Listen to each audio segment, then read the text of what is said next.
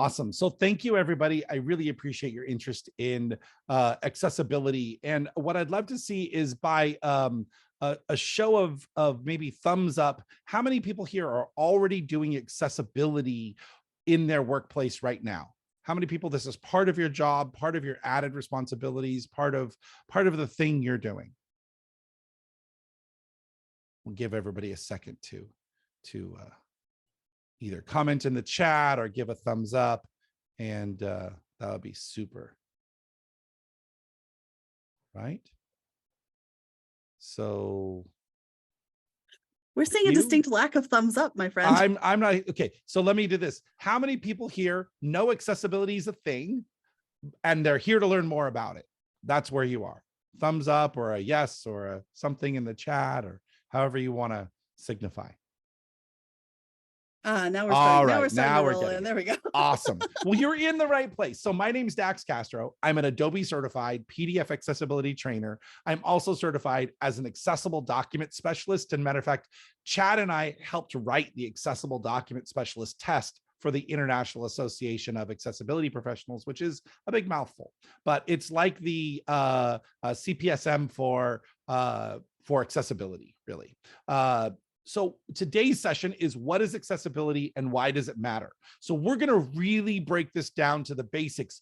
But before we do, you can reach me at accessibilityunraveled.com. We have a podcast that we release every week, and we have a Facebook group with over 3,000 members. I think we're at 3,100 members, and it's PDF accessibility. So as you go on your journey and you want to know more about accessibility and ask questions, that's a great place to do it. They get answered in just seconds usually.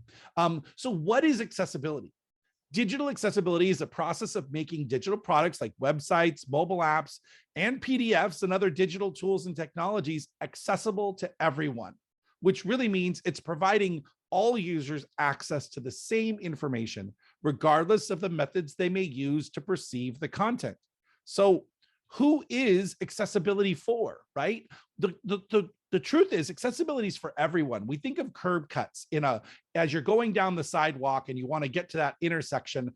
Curb cuts used to not be there. There used to not be a slope where you would move down.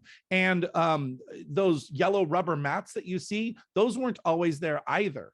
And so curb cuts benefit everyone. If you're carrying a package or moving a stroller or, something on wheels, they definitely benefit everyone. But when it comes to accessibility, the first group of people that we think of is blind people. So we always think, well, accessibility is for those blind people. And there's not very many blind people in the world. Well, the truth is there are quite a few, and we're going to look at some of those statistics, but the bigger group are people with low vision.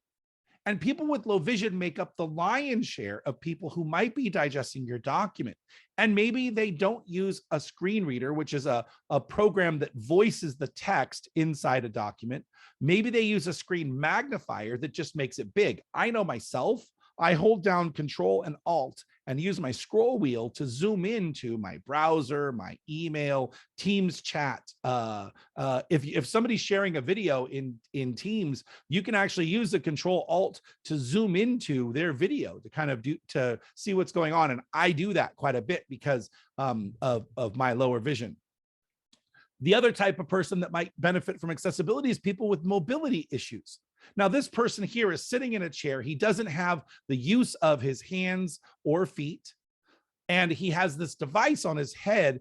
And what you don't see is there's actually a small wand that goes in his mouth, and he's controlling his cell phone with his tongue on a small joystick that's in his mouth, because he can move basically like a swipe left or swipe right or scroll up or scroll down based on commands he's giving in his mouth. So being able to make sure that our document is navigable, that we can get to all the elements, really helps this type of person have a great user experience.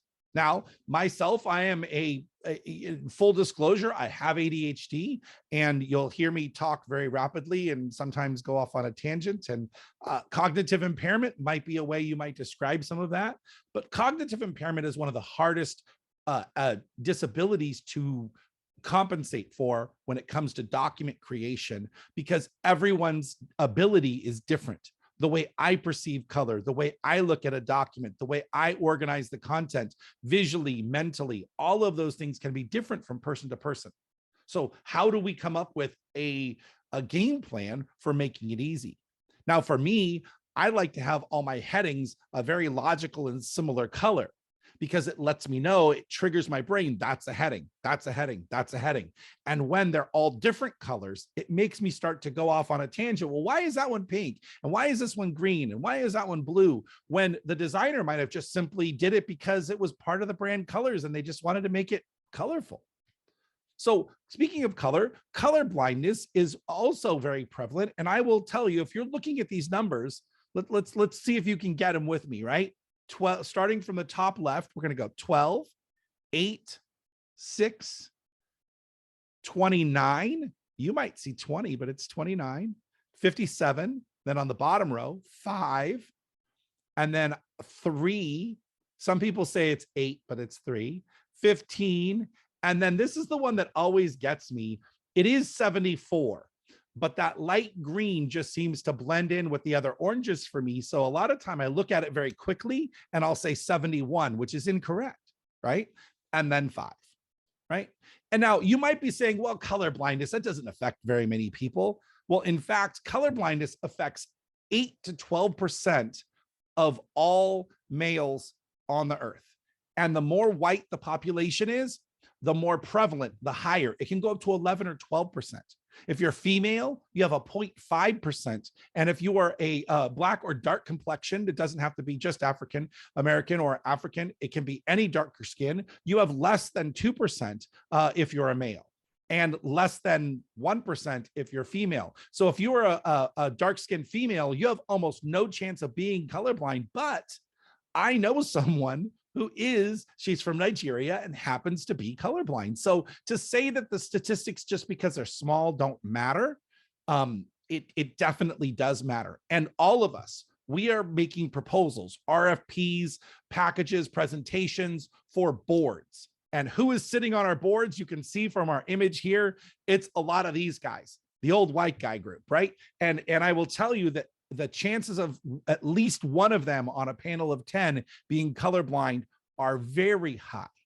And when you're creating charts and graphs that are colorblind, that don't consider colorblindness, then it could be a problem. And you definitely want to try to endear yourselves to these people who are making the decisions to accept or deny your proposal. In fact, this happens to be a sample from an RFP that I found online. And we can see that in the 2-column table here, the first column on the left says contract line item, and second column is revisions requested. And what did they do? We do this all the time. We add red to the things that are requested, right? Or the things that have been changed.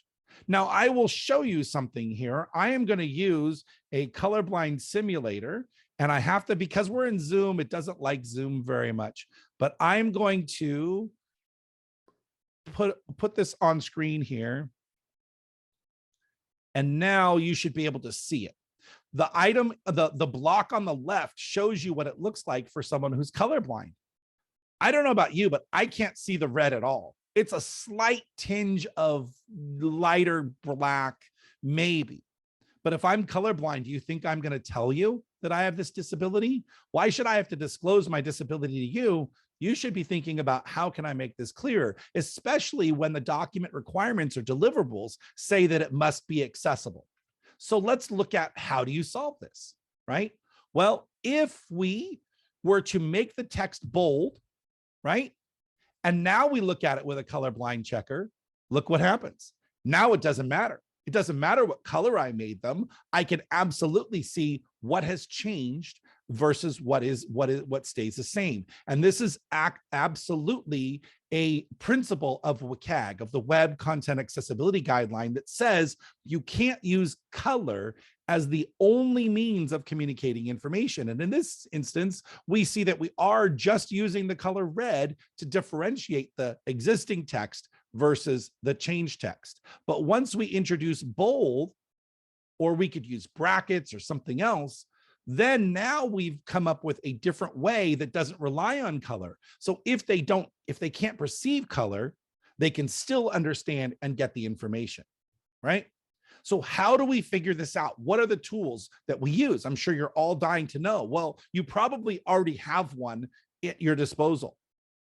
Illustrator has a colorblind simulator built right in. So if you open Illustrator and go to View, Proof Setup, and then color blindness, you can actually set deuteranopia, which is the most common form of red-green color blindness. And that will show you what your document looks like in a colorblind mode if you're creating a chart or a graph. And we could spend an entire session just talking about charts and graphs. And I know someone mentioned seeing me in CSUN at CSUN. Sloan said we had met at CSUN. We do a session at CSUN called Designing with Accessibility in Mind that talks about ways to design elements with color blindness as a consideration. If you're on a Mac, you can use SimDaltonism and Daltonizer. They actually work either on your phone or in your computer, and allow you to show someone in a very quick way if something is a colorblind barrier. And they're really great tools. I've been in lots of meetings where I've just whipped out my phone, put it over the existing report we were reviewing for next year, and showed them, look, this is a colorblind barrier. We have to change it. So for the tool I'm using today is called Color Simulations. It's a Microsoft tool, and it's just a floating window that allows you to expand it over anything to see what the colorblind simulation looks like, right? And then in addition to color blindness, we have color contrast. How dark is the text? Can I tell the text reading from the background to foreground? And this tool is called the Color Contrast Analyzer, and it allows us to eyedropper certain areas of our document. I actually created a script for InDesign that helps do this too. So if you're interested in that, reach out to me on LinkedIn, and I can share with you how it works and what it is. So I told you I would share with you some statistics. 12 million people 40 years and older have vision disabilities. This includes the 1 million blind people we talked about. 48 million people have hearing impairment. So I saw someone turned on captions. So that is definitely an accessibility benefit. And I know I use captions all the time while I'm watching TV, just to help my cognitive load so that I can use multiple senses to understand what's going on the TV rather than just hearing the words, right? Motor impairment, 39 million people have motor impairment, and 6.5 million people have cognitive impairment, right? And these, the statistics link to this is posted in the chat, but the US Census projects that by 2030, people 65 years and older will outnumber their children. And by 2050, the number of blind and visually impaired people in the United States is expected to double. So if you think that this is a fad or that accessibility is just a trend, it's only getting more. It's only getting, I don't know if worse is the right way, more prevalent, right? So what is accessibility? Accessibility is the access of information. When you're looking at a document that is untagged, this is the experience that you're getting. There's nothing there, right? But we know we have headings, maybe different levels of headings. We have tables and paragraphs. We've got lists. We've got images and charts and graphs. All of these things make up what a document is. Now, imagine you took an entire document and copied it in a notepad. Would you get the same experience as visually looking at it, being able to understand where the headings are and what's a table and what the images are? Of course, the answer is no. The Web Content Accessibility Guidelines, we're only going to talk about 2 of them in today's presentation, but the first one that you should be aware of is called Info and Relationships. And it says information, structure, and relationships conveyed through presentation can be programmatically determined or are available in text. But what does this really mean? That's a fancy way of saying if it's a heading on the page, I should be able to understand it as a heading when I'm using assistive technology. If it's a list, I should be able to identify it as a list. Captions, figures, tables, all of these things are important. In fact, the sequence in which they are read is also important, right? If it matters which direction the text is read or which order it's read, then it must be coded or encoded in a way that makes that possible. So if you're using InDesign, this means using the articles panel or using threading, where you're threading all of your boxes together to ensure that that order is maintained. The Web Content Accessibility Guideline that governs this is 1.3.2, meaningful sequence. It basically says, if it needs to be in order, make sure it's in order, right? Now, we talked a little bit about structure, right? Here you can see we have a heading level 1, management approach. We have management approaches, techniques, and applications as our heading level 2. And then our heading level 3 is project management plan. And if you are not using styles right now in InDesign or Word, you really need to start. It is the foundation. It is the building block of making an accessible document. And I will tell you that if you just simply started using styles and described your images, you would be 60% on your way to making accessible content, right? Now, one of the things to understand, I just saw someone post about Google Docs. Realize that in Google Docs, if you make a Google Doc as a live document, it is accessible. The moment you generate a PDF, it has zero accessibility. So if you're using Google Docs as your source, realize that you'll need a plugin called Grackle Docs or something else to translate that out to get an accessible PDF. This goes for another program that a lot of people are using now too, which is Canva. I see people using Canva all the time. Canva has zero accessibility. There is no way to export a document out of Canva to make it accessible, okay? Now, we have things like tables, and when a screen reader gets to a table, it's gonna say table, 3 columns and 14 rows. It's gonna give that user information to understand what kind of document this is, right? Graphics are going to show a pie chart. You're going to need to describe those images, right? Then, of course, we have paragraph text. And then our lists, right? Our lists have declare how many items are in the list when it gets to it. So in this case, we have list 5 items. Now, imagine you had a list with 100 items, but you didn't know it. You and I can look at this list with vision and see, oh, wow, there's like 100 names. But imagine you don't have sight and you're listening to just Bullet, Vic Doubloon, Bullet, Leroy Kotzman, Bullet, Sword Williams. And you're going, okay, how many names are here? And you're just waiting for it to end. If you make manual bullets in your documents, you are working around the screen reader's ability to understand how many items are in that list. If you were to just use the list feature inside InDesign or Word, then the screen reader would be able to look at this list and voice to the user, it would say list 100 items. And you and I both know that if I hear list 100 items, I might listen to the first few, and then I'm going to bounce to the next heading, right? Headings give us structure. They are the anchors for our navigation of our document. And you can see here on the left, this proposal happened to just be all paragraph tags. There were no heading structure in this document whatsoever. So to someone using a screen reader, there's no way for them to move from section to section. They just have to read it all. Having proper, this is the tags tree here on the left, showing the proper tag structure for this document. Now we can see heading level 1, heading level 2, figure, list, table. All of these things are now declared and giving that text meaning, right? So the other thing we need to consider is user experience. And in this table, we can see that we have these dark blue bars that go across the middle of the table.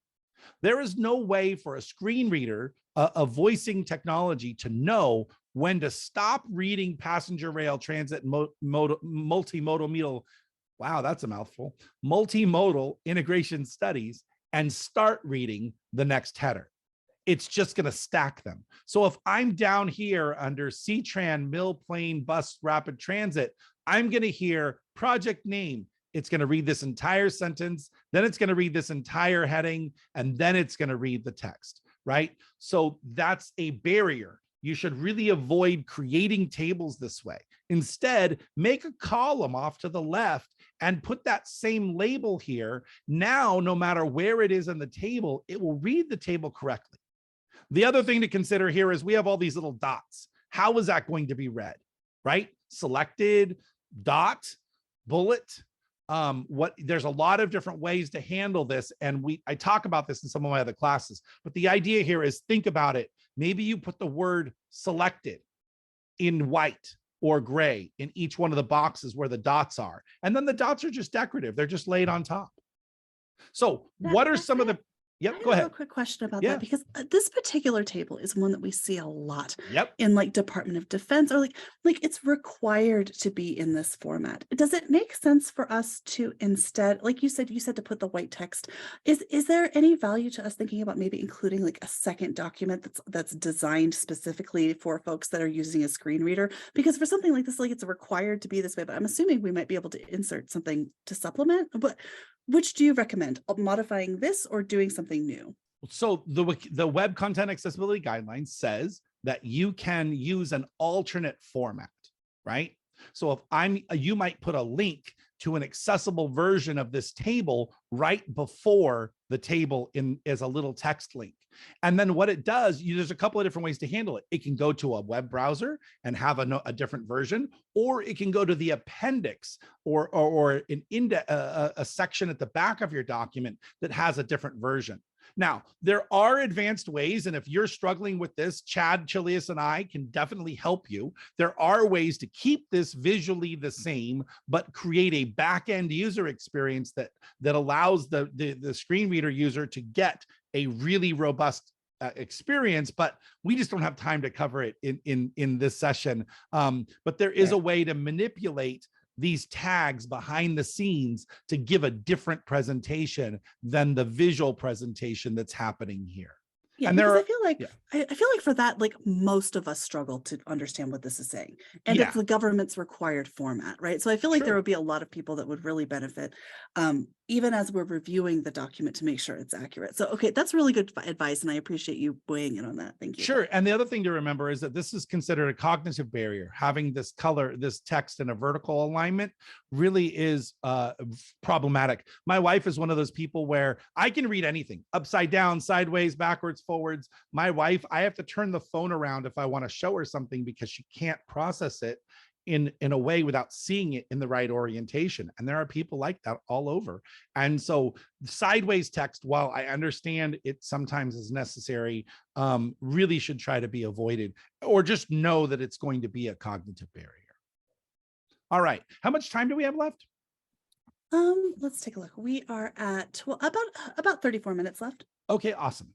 So what are the barriers? And I did want to save some time for Q&A. Guys, I'll take a second here. I'd love to know if there are any questions. I'd rather talk about things as we go. If you've got questions, type them in the chat. We'll discuss them, because I feel like if you wait till the end, a lot of times we end up forgetting what the question is, or it's germane when we're talking about it, and less useful at the end. So feel free to just fire away. Plus, I'm really bad at leaving time, truth be told. And so I feel like if we can get them all the questions in while we're going, it works out better. So while you guys are working on that, what are the barriers that we need to be thinking about? Fancy fonts and bullets, right? You may not be aware that a bullet can be voiced differently. In fact, if you were to open up, let me do this really quickly. If you were on a Windows machine and you go into the run dialog and start typing character map, you come up with this little map here that shows all of the different characters. Now, I might scroll through this and say, you know what? I want this as a bullet. We've all seen this black arrow, right? Well, for someone using a screen reader, black right pointing pointer is what it's going to voice every time it gets to that bullet. So if each of these bullets, instead of being a number, was this black pointer, you would hear black right pointing pointer, fancy font bullets, black right pointing pointer, complex language, black, right, pointing. Anybody tired yet? No one wants to hear that, right? Let's look at some of these other ones that I've seen.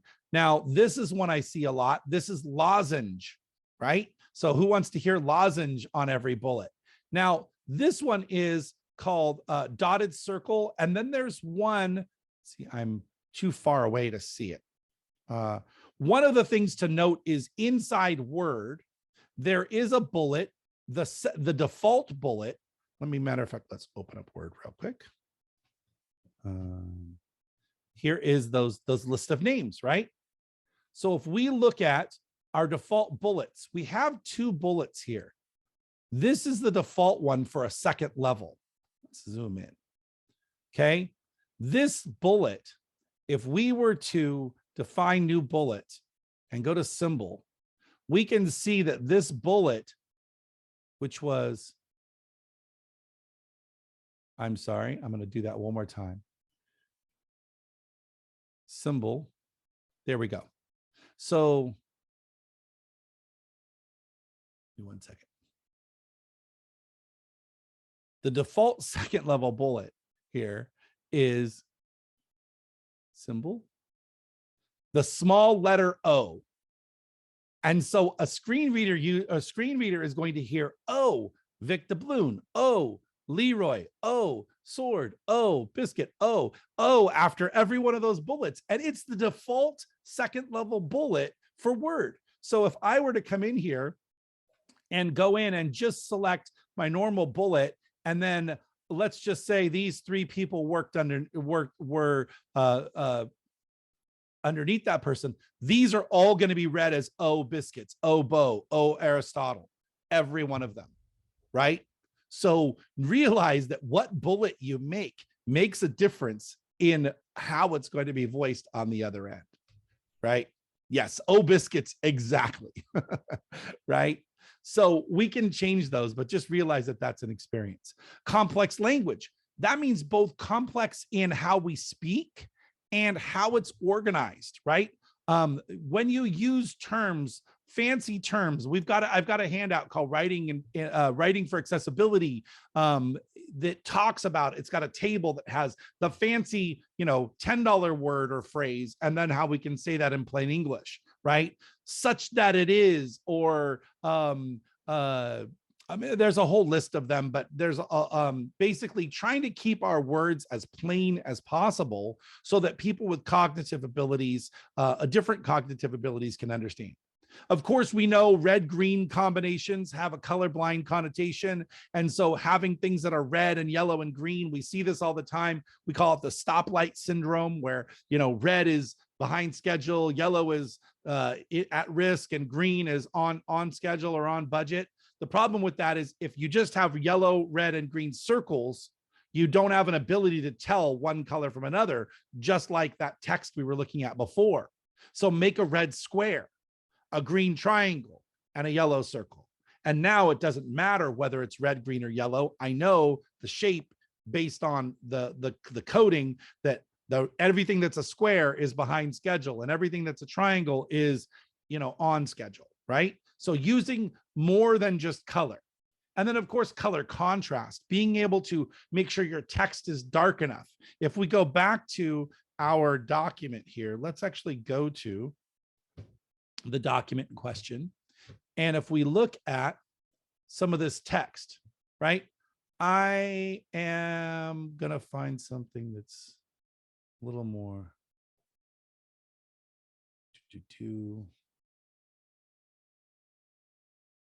That's actually not bad because they use different, they have, see how there's different symbols inside here? There's an apple and a pine tree. I guess these are talking about different types of forestation. Good use of symbols, right? Good use of symbology here. But let's look at something that's color contrast. Definitely good color contrast. But if you look at this, boy, that sure is hard to read. And especially if you get out here, right? That's definitely harder to read. But if we use that tool, the color contrast analyzer, let's go ahead and just open that really quickly. Waiting for it to open. You guys can see that tool, yes? All right. So if I use this eyedropper and I come in here and I grab this tool and I go, oh, what color is that? Okay, that's that color. And then what's my background color? Well, I know it's white. It shows me an example of what it is, and it tells me the contrast ratio. And it tells me that I fail for both large text and regular text. So what I can do is, if I have this selected, HSL is selected, I have this slider called lightness. And I can go, okay, I want green. So what color green will pass? If I just start dragging the slider left, watch this number. If I get to this point, boom, now 3-to-1 passes for large text. So if this were a heading level 1, I could be only this dark. But if I want it to be this smaller text, I have to keep going, right?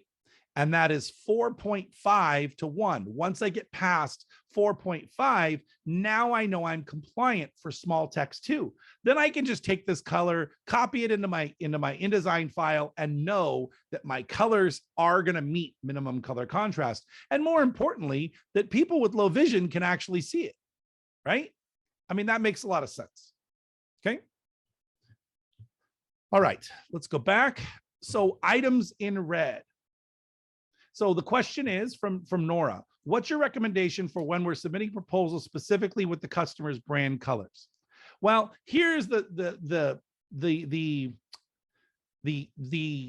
thing to remember is not everybody is in the same place in their accessibility journey. And so having those conversations has to be done with a little bit of tact, right? And if the client says, we want this to be the brand colors when you submit this deliverable, then you just bring up the fact that, hey, just so you know, this is an accessibility barrier. You're asking us in the contract to provide deliverables that meet accessibility.